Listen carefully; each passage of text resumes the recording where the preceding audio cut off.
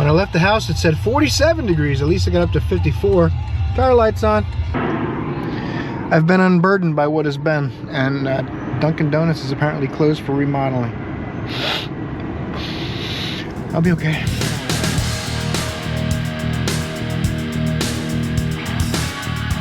Hello, welcome to the channel, Jimmy Making It Work. I'm Jimmy, by the way, just in case you're wondering. Thanks for tuning in. I'm glad you're here.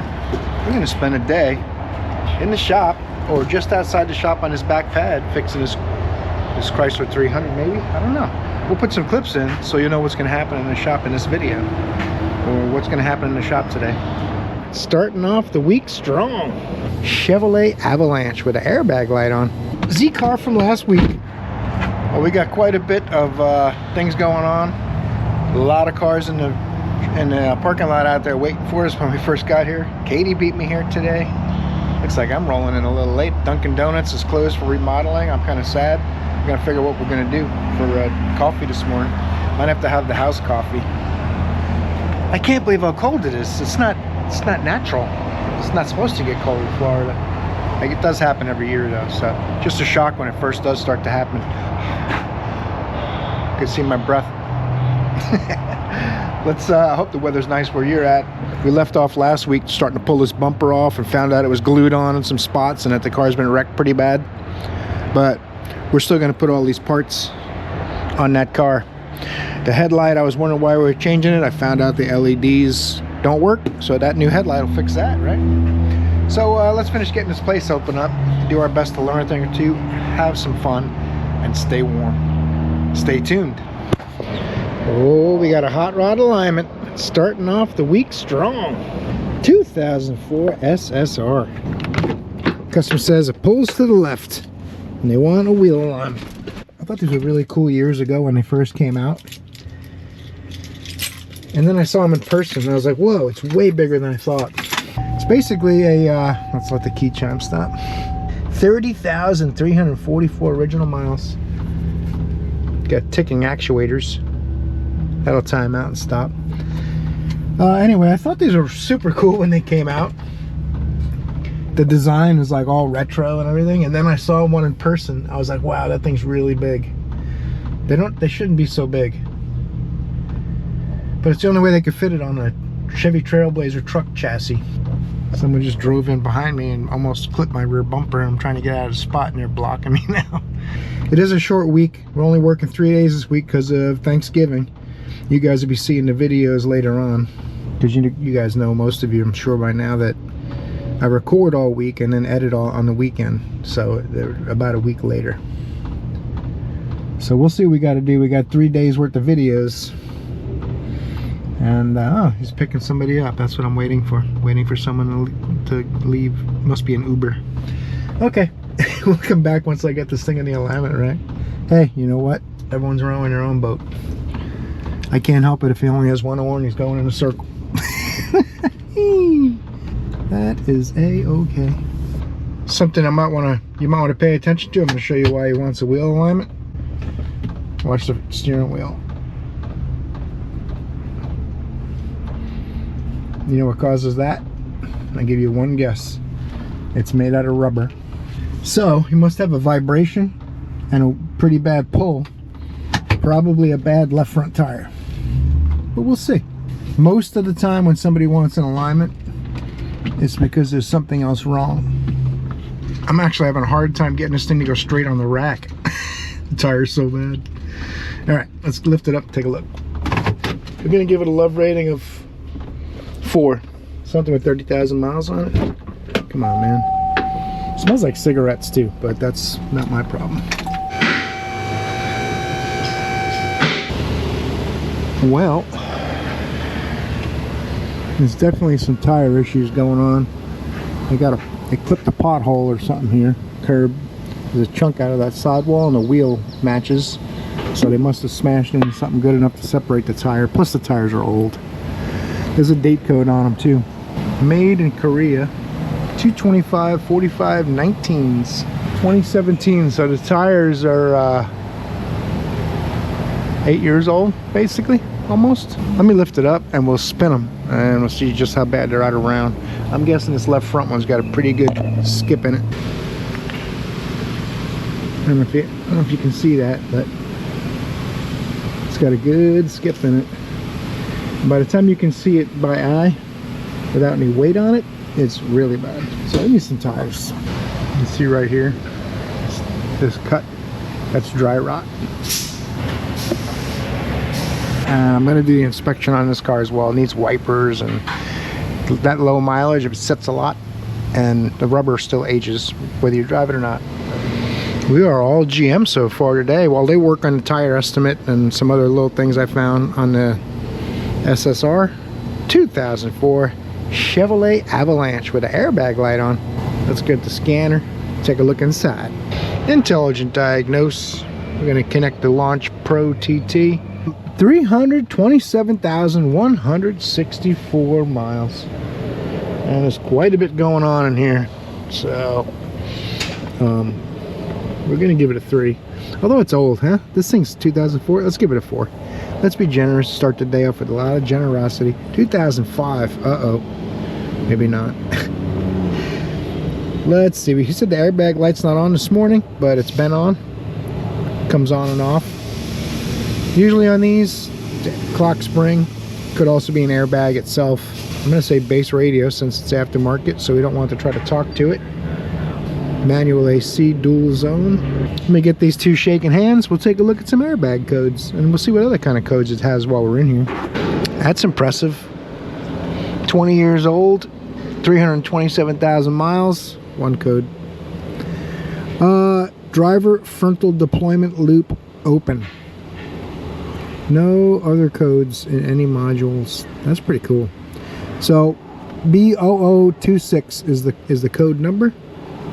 So let's pull up a wiring diagram, get some information on this, see exactly what's going on with it. I'm going to say it's the airbag and the wheel, but we got to do some diagnosis. A lot of times, most of these, you can just pop out whatever airbag it's setting a code for, put a 2-ohm resistor in its place, and if the code goes away, the airbag's got an open circuit inside it. Pretty common failure. It's been a while since I've played with one, so there's a few ways we can diagnose this. We can, like I mentioned, take the airbag out, put a 2-ohm resistor, 2.5 ohm. You can use an 1157 bulb in a socket. If you put a connector on it, that'll let you plug it in. Another thing, if you suspect it's the clock spring, and this one's intermittent, which might help a little bit, you go in here and clear the codes. Let's see if the code comes right back. I moved the position of the steering wheel, you might notice. I'm going to clear the code, see if the code stays away. And if it does, then I'm going to start it up and move the steering wheel and see if the code comes back. I wish it would show you data, but it doesn't show you airbag data. Does the horn work? And it does. Read fault code. Open. Try a totally different steering wheel position. Clear fault codes. GM's pretty forgiving with letting the engine run. There is no airbag light on at the moment too. It comes on and goes off. Okay, read fault code. Still there. So the fact that the code does not go away when I move the wheel is kind of unusual. So it leads me to think more along the lines of an airbag, or sometimes the clock spring's wide open, like something, a wire breaks or something internally opens and it's not going to ever send out the airbag signal. But his light coming on and off intermittently is the weird part. It might not mean the code goes away. It just might mean it's tired of telling you about it, I guess. I got the wheel back to straight. I'm going to try one more time. If this doesn't work, then I'm going to go ahead and get some form of 2-ohm resistor or a light bulb, and we'll test that circuit out, see if the code goes away. Successful, read fault code. Still there. Okay. I'm going to get something to pull this airbag out. I believe there's a hole on each side, and you push a tool in, you release the catch spring. So we shouldn't have to worry about discharging anything because the airbag code means it's not connected, right?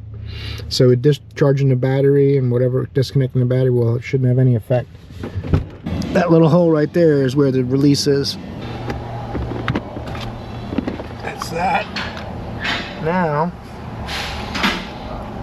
I'm going to disconnect this airbag connector and we'll see what we've got to hook to it. All right, I can't find my little, I had some 2-ohm resistors, and they sell kits for tools to do this too. But what I've done instead is shorted them Paper clip actually happens to be the same size as the pin. It doesn't hurt the pins. Make sure they're nice and straight.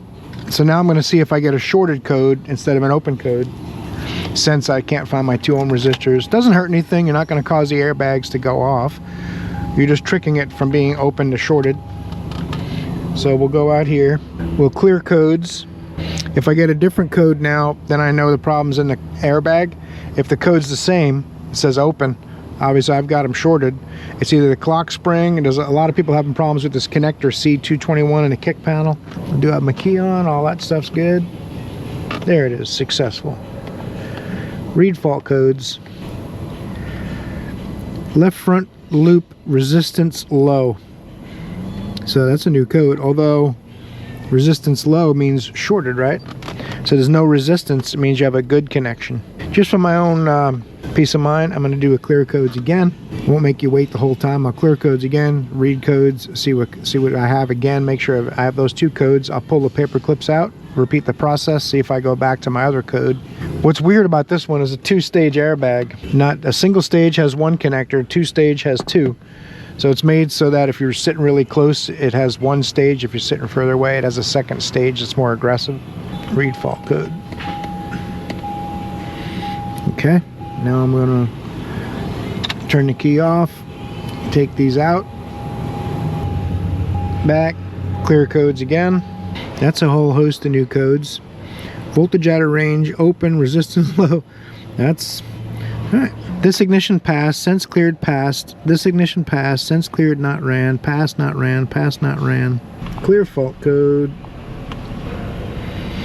Okay, we're just adding codes because it's not clearing them out until it wants to clear them out. So what I'm going to do now, I'm going to plug the airbag back in, try clearing the codes and see what we have then. But I think I caused these new codes and it's just not willing to clear them out yet for me. It's interesting, they still come back, but if you see here, pass, pass, pass, pass, pass, pass, pass, pass. All I did was disturb the airbag connectors. So I'm thinking that there's something going on in this airbag. The fact that the codes changed at all, this airbag's got to have something going on with it. Could have been those connectors too. We can tell the customer, see if the airbag light comes on. Now that we disturbed the connectors, it may have cleaned them. So we'll see what happens with this one. I think the SSR approved induction service and tires and check his wiper, replace the wipers, check his washer fluid nozzles or something. Now that I plugged the airbag back in, all of a sudden it's happy. Interesting. Read fault code. Current. Nothing. Okay, it's got a bad airbag. That's what I was thinking. I just want to be sure because sometimes things don't go too smooth. All right, let's see what's next.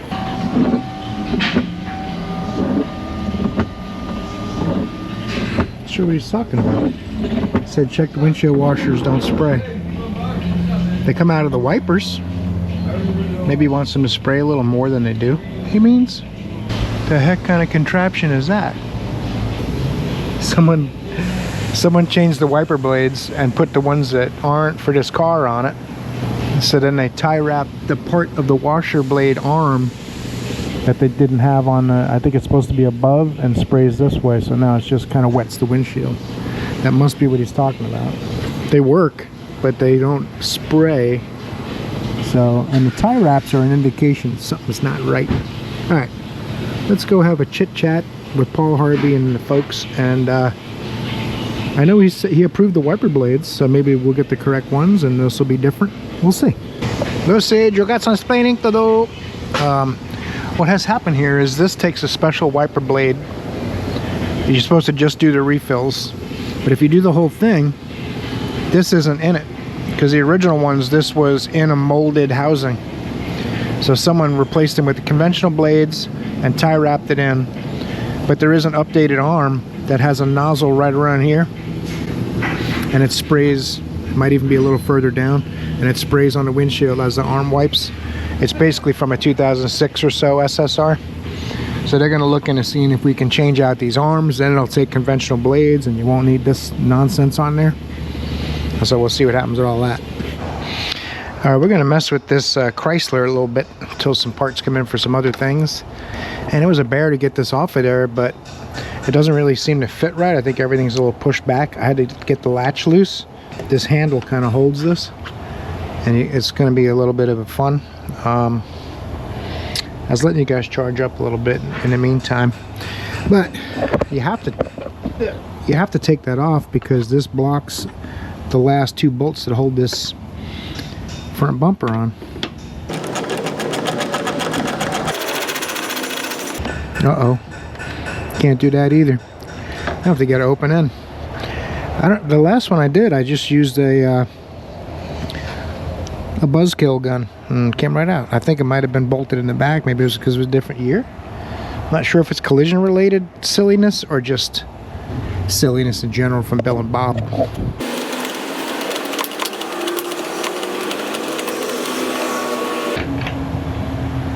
Goes into plastic.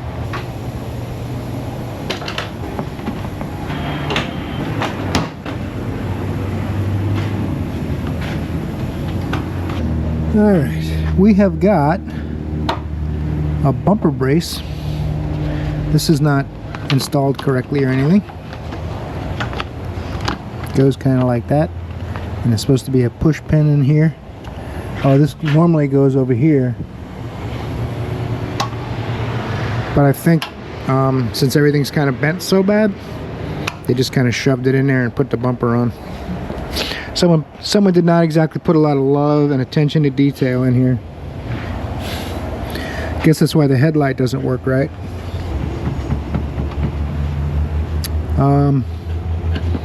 This is the little catch for that.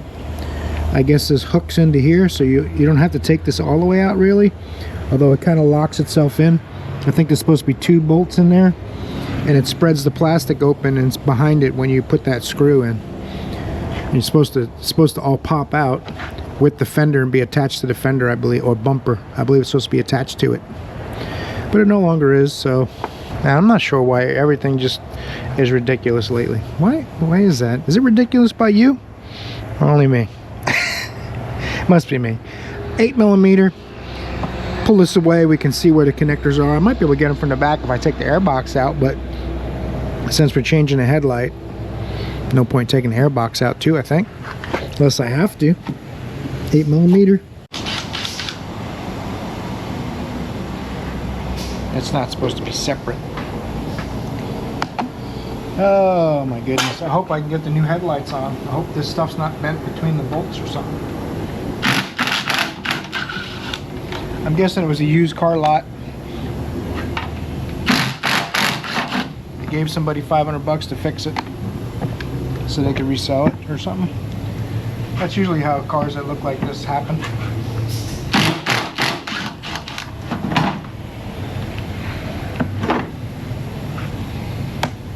Now, one electrical connector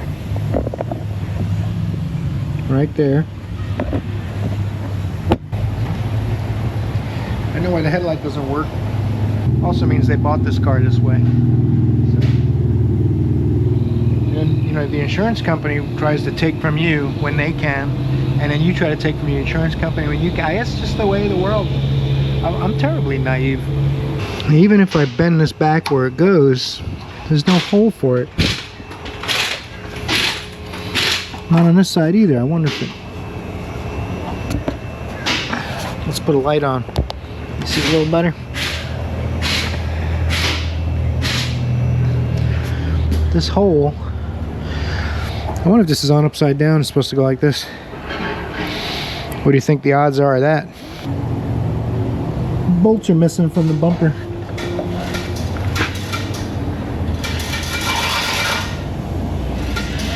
Oh my goodness gracious.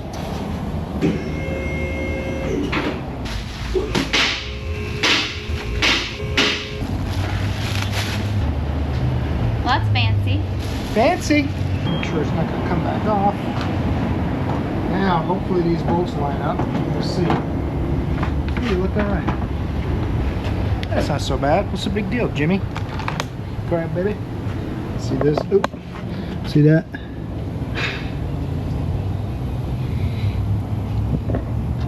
It's all like plastic resin. So they basically hot glued the bumper on there.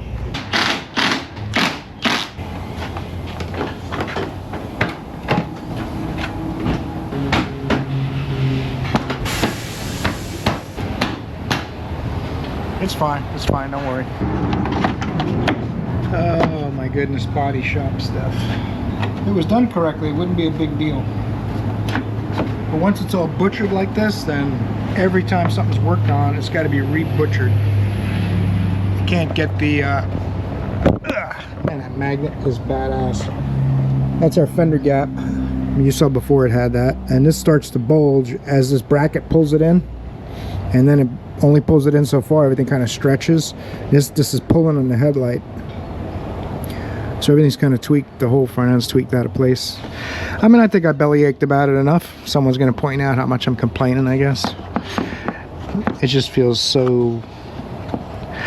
It's just a waste of everybody's time and money. That's the bottom line. Keep smiling. Doing what I got to do here to make it work.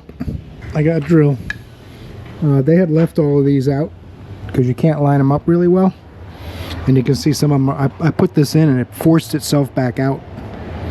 I'm gonna have to get longer push pins because you got to kind of force it down to get it together, much like this one. But I want to get it so the bumper's not flapping around, at least because I'm the last one that worked on it, right?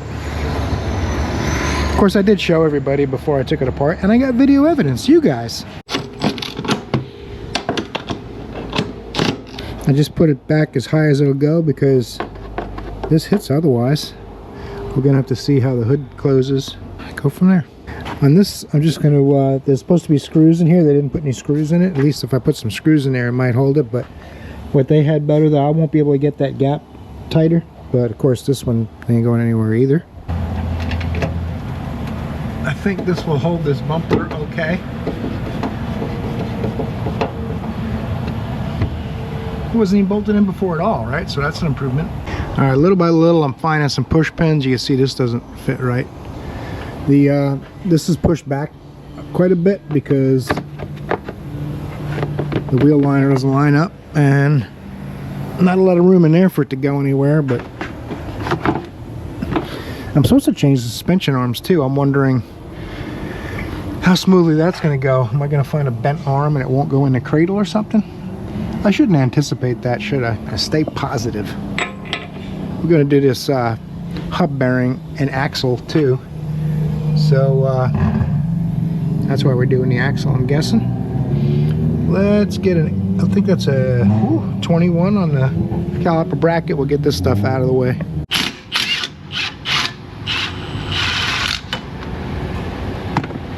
Was not expecting that bolt to come out that easy.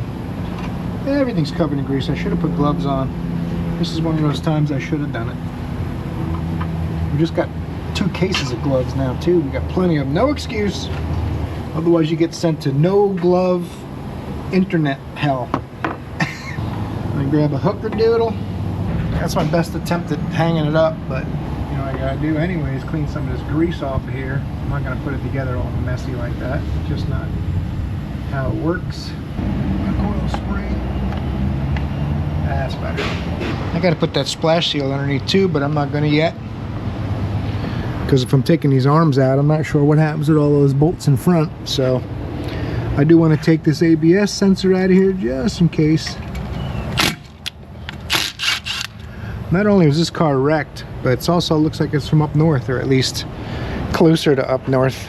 Not really sure, but that's pretty rusty for, that's not Floridita. Unless they, sometimes cars live right on the coast, and then I get a little bit of that Erico flavor. See if this will come out. Clim trip tool can be pliers, and pliers can very frequently be a clim trip tool. I have not put any PB blaster type chemicals on it yet, but I honestly thought it was going to pop right out, to tell you the truth. And now we're at the stage where I'm just stubborn and I want to win. Alright, I think the only way I can win is letting this soak a few minutes with some PB blaster on it.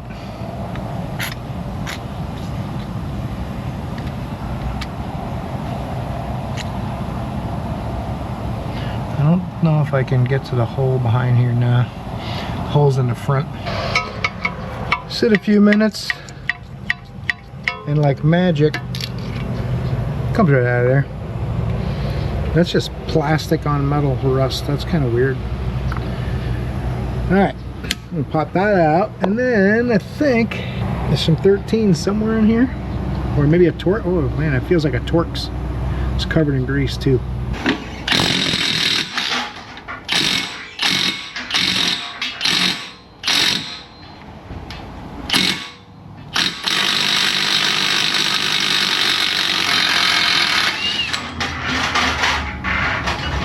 See if these things will cooperate with a hand ratchet.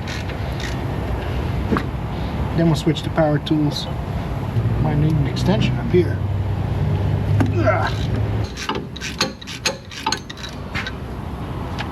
Happen to have a ratchet right here. Save a little bit of work on the old hands and wrists.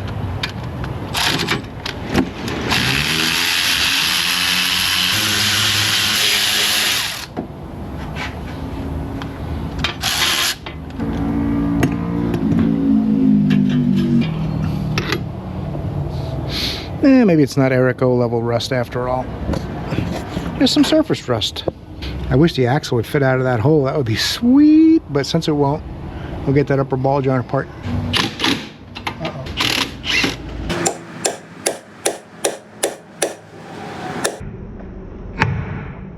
There you go. I'm about to coerce the axle into leaving the transmission output shaft that goes through the oil pan. We got to change the lower control arms too, so it's going to be trapped in here, but I got to take this apart to do the arm, and the axle will come right out. But I just want it out for now.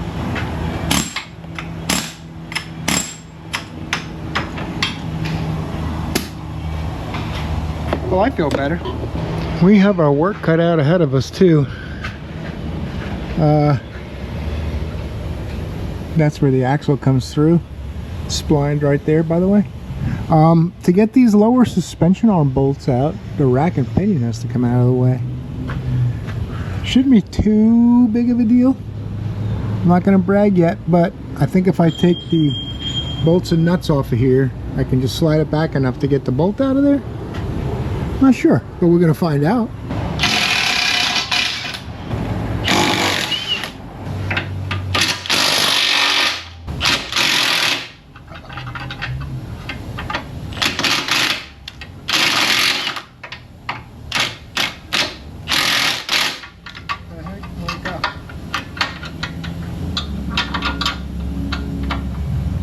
I knew it was an 18.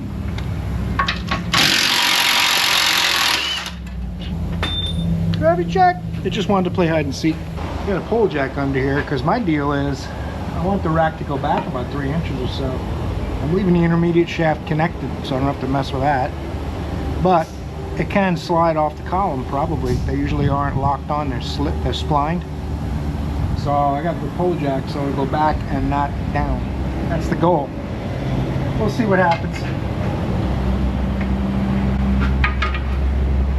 It's an 8mm holding that shield at the top. I was thinking that the geniuses over there at Chrysler and Mercedes would have the shield only attached to the rack, so it'd be convenient.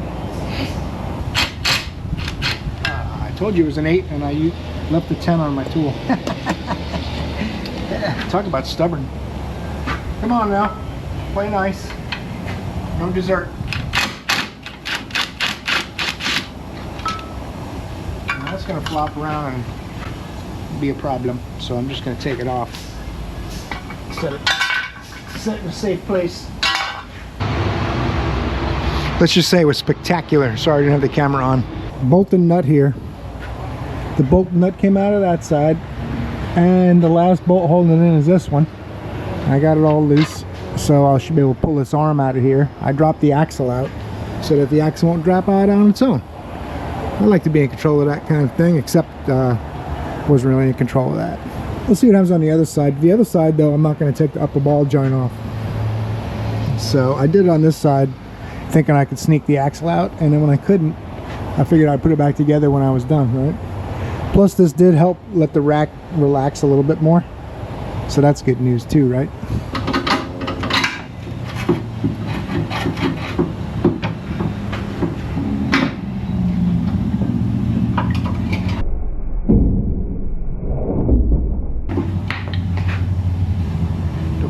your hockey puck.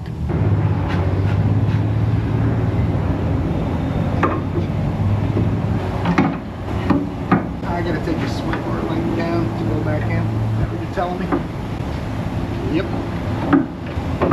And that last 1/4 inch. Gotta take the sweeper down. I knew you were gonna do it too, but guess what? I brought tools for that. I got a 21mm wrench somewhere in here. There it is. Because the lower suspension bolts are 18 on one side and the nuts are 25. So I happen to have one. And I've got power tools. You could turn the stud and hold the nut. It's usually the other way around. Put this in tightening mode.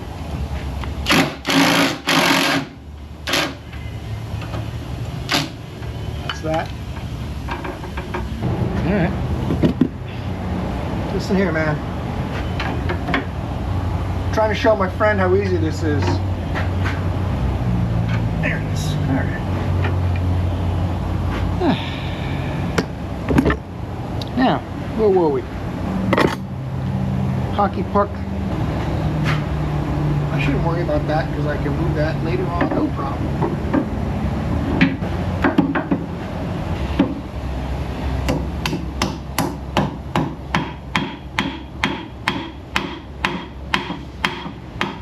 Not hitting it that hard, just enough to get past what I'm able to push.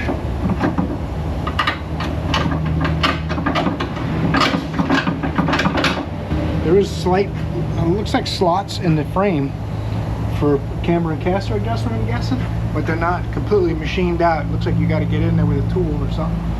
But I don't know. We're gonna find out in the alignment rack when we're done.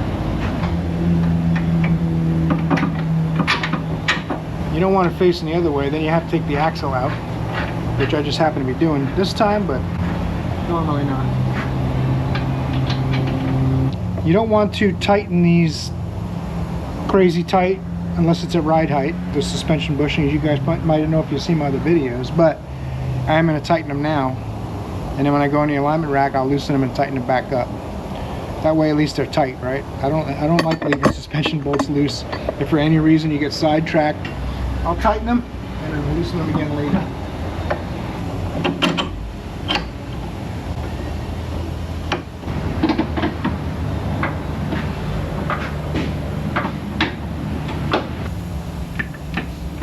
There it is. Now I can put this bolt in.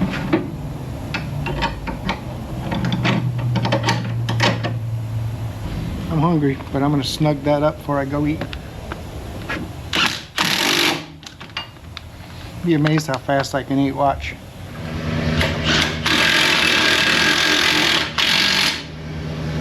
Told you it wouldn't take long. And before I put this side together, I'm going to go ahead and do the other arm. Then I can go ahead and bolt the rack in because this bolt faces that way too.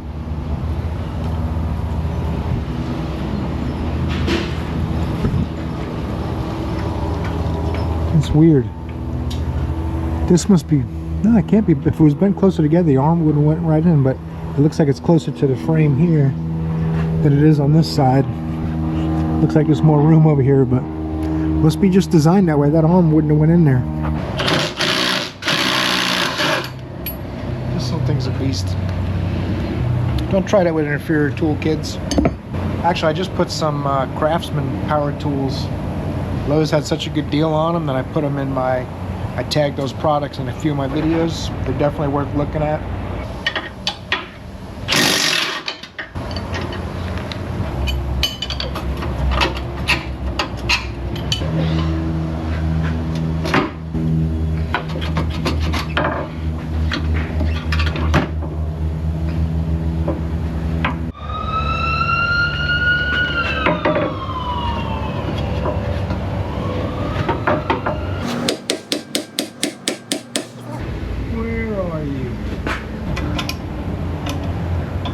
So close.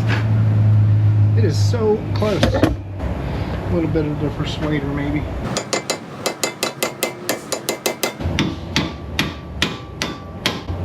There it is. I knew it was close.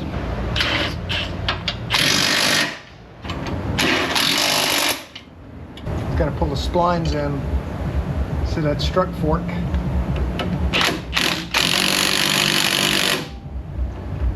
Why is it doing that?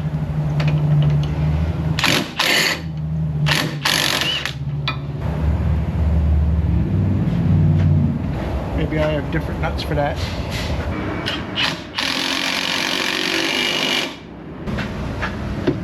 You get over there. Don't need you in my way anymore. The right side heat shield I kept on the right side of the car because I'm smart. Well, maybe I did it because I'm not. One or the other. You figure it out for yourself. This is going to go in here. Make sure that's the right nut. Apparently there's a lot of nuts that are close in size but different threads, and I kind of boogered up the threads on that shock bolt trying to get the wrong nut on it, so I had to file the thread, and I didn't film it. I apologize. What's done is done. There's no turning back. Oh, that's the old ball joint nut. I got a new ball joint nut, so I'm trying to use the old one. I got another nut around here, don't worry. Oh, here it is. I picked it up with the shield. This one's going to go in the scrap pile. Perfect. Try not to smash with my hands if I can avoid it. I'll try easily to do it, but there we go, then I get a tool.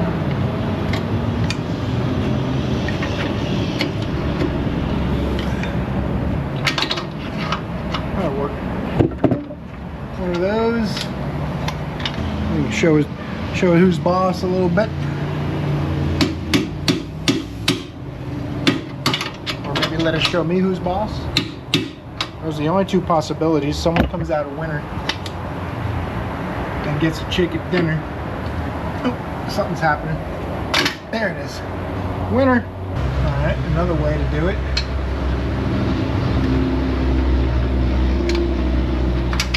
That's a little better.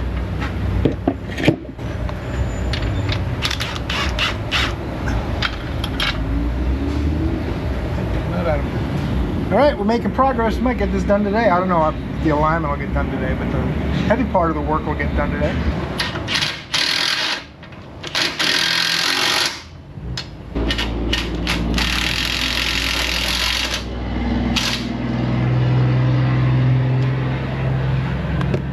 You can have it.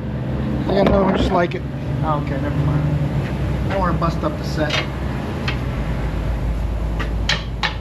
It's wedged in there pretty good. I thought about it while I was tightening it up, and I said, you know what? I'll be able to pop it out of there, no big deal.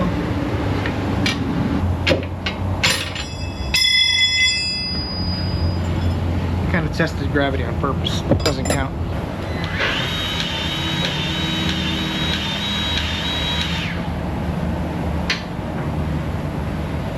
Grease gut's awesome.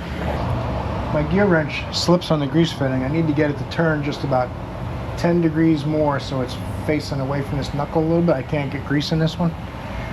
So since my gear wrench 3/8 slipped on it, I got out my trusty 3/8 snap-on flank drive. This is nothing but the best right here. If this can't do it, there's not a tool on earth that can do it.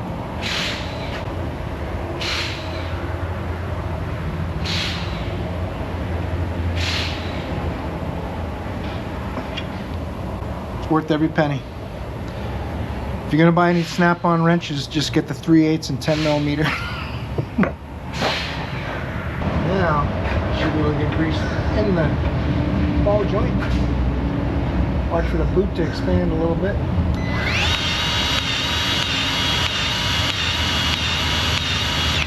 That's it. No need to blow the grease out of it. Just when the boot just goes boop, you're done.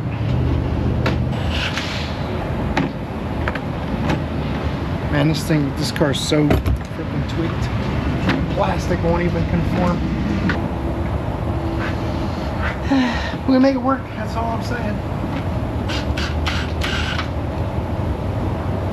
Got a bunch of these little guys to put around the front.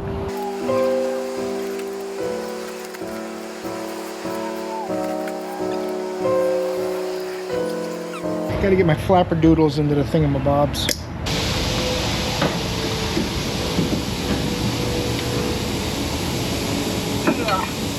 These Torx bolts have a tapered seat on the base. Pretty interesting.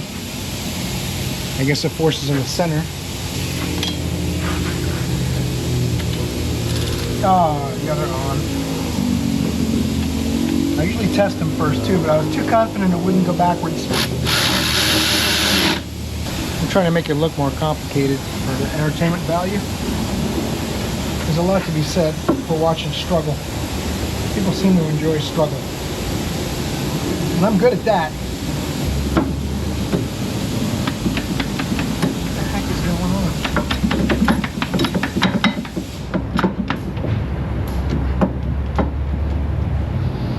on? It's almost like it's the wrong splines. I gotta get a little more stability.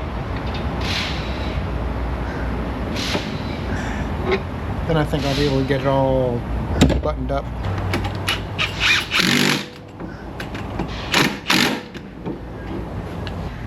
Now, let's see here. You know what I think we need? A little love train. It is just a tap. I'm not performing anything. I don't know why I feel like I gotta keep telling you. It's almost like I can hear the keys on the keyboard.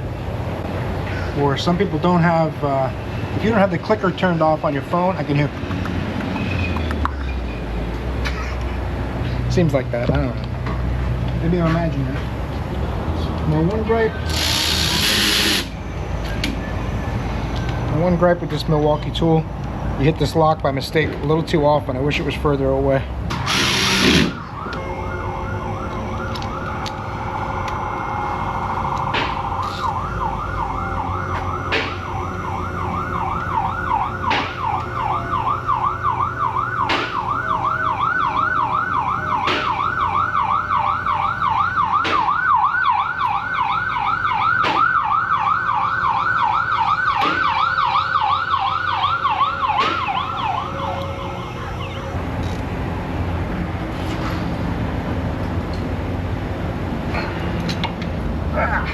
It was already tight anyway.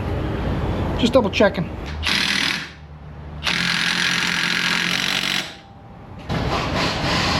I got so excited the locksmith was here to work on the 350Z and get it, and we got it started. I put it on without this.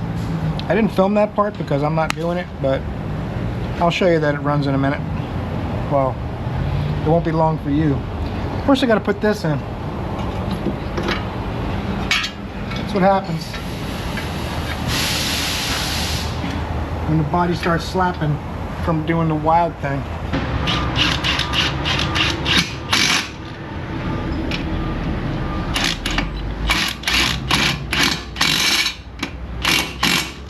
I got some push pins, found a bunch of them, so it's not going to be tie wrapped on this time at least, but still not right, but it's better. I can only spend so much time fixing someone else's mess. What do you guys think? How much extra time should I spend on that stuff? I'm just amazed at the way things go in this business, but it doesn't have to make sense to me. I think that's the reason most good mechanics have their own shop eventually. And I've tried it before, but I have partners that didn't work out. It's hard for me to trust people because of some of that stuff as far as partnerships go, but one of the best ways to learn is to lose a lot of money. I'm looking at the tread on this tire going, that's mounted to go on the right.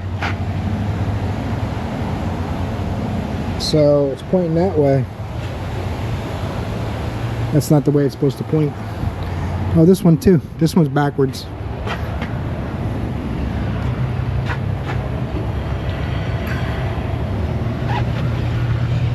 Rotation. I wonder how the right ones are. Oh, someone's getting a transmission. The converter fell off. That's... Oh, this one's right. I was hoping I could switch them left to right and they were just on the wrong side, but it looks like they're gonna have to come off the rims to be right. They just reduced what we get paid for doing tires today, apparently. So I'm not sure if I should even mention it or just keep my mouth shut. I don't want to do that to the customer. What do I do now? It's bad enough their doors hit the fenders and stuff. Make it worse where their tires aren't correct. Honestly, I don't know what effect it would have, other than it's not going to provide the traction and things it's rated for. The tread pattern's not in the right direction and all that kind of thing. It's not safety, it's more performance related, but I have to go ask him. I couldn't live with myself if I left it like that. All right. Yeah. Z car from last week. Locksmith has been and gone. They said the customer wants a power steering flush. I can't explain it. They've been trying to get it run for like a year or whatever.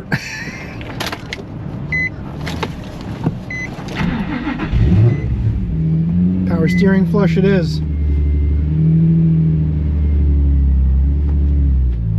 I'm gonna go on the back lift with it.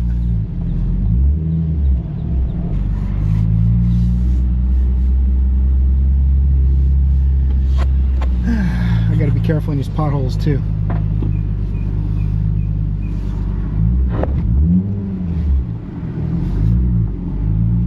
Try to drive around in the grass out here. I haven't looked at the coolant levels or anything in this, so I probably got to do all kinds of extra stuff. I guess the customer's probably going to want to drive it home, right? It's got no tag on it, so I can't drive it. Oh man.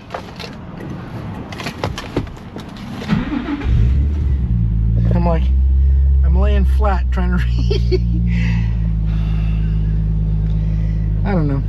I find it entertaining myself. I hope you do too. We're having fun. Flush the power steering fluid. Strangest thing I ever heard, but you know, customer gets what the customer wants. Ow. That's the most it's run, probably since the engine was put in, so it's still got to burn oil off the exhaust and whatever other things they got paw prints on and WD-40 and stuff like that. So I'm not too concerned with that, but I am going to check the coolant. Uh-oh, good thing I looked. He wants power steering flush, but he didn't want coolant. Okay. I know he doesn't want an air filter. He got a high performance air filter already.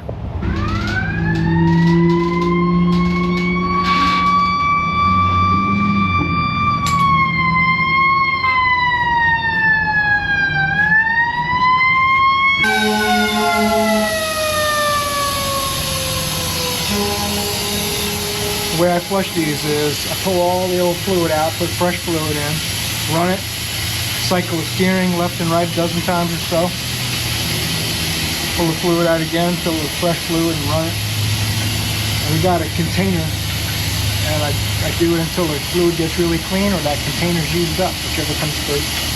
Wins power steering system cleaner.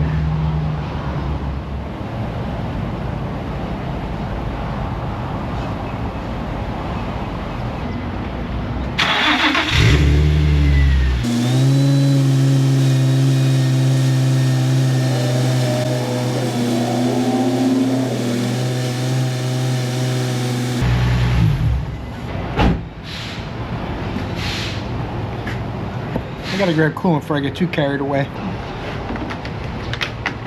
Wasn't really that low, it took about a quart. Had green antifreeze in it, but it wasn't the import green, it was conventional green antifreeze. It's really not that dirty. It looks dirty in the bottle, but the fluid going in looks super clean, and then it'll fill up and look dirty.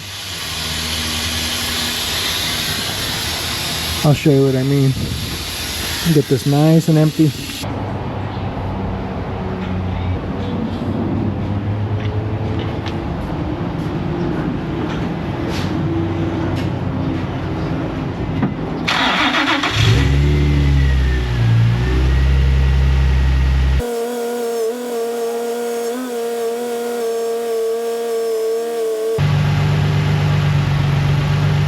Yeah, it looks dark. You know, put the light on it. Now it doesn't look so dark. It's not that bad. I'll tell you what, it's gonna have brand new fluid.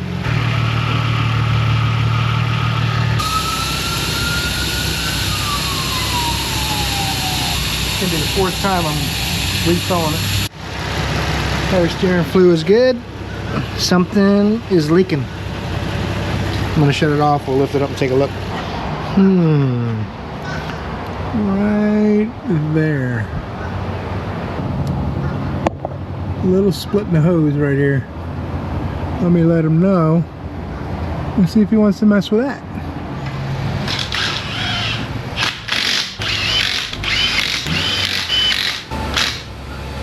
You are tapped out. Leave the tires the way they are. Oil looks good. I think what we're going to do is move this onto the alignment rack. I don't think we'll get to align it tonight, but we can get it ready for tomorrow. Oh my goodness gracious, that's terrible.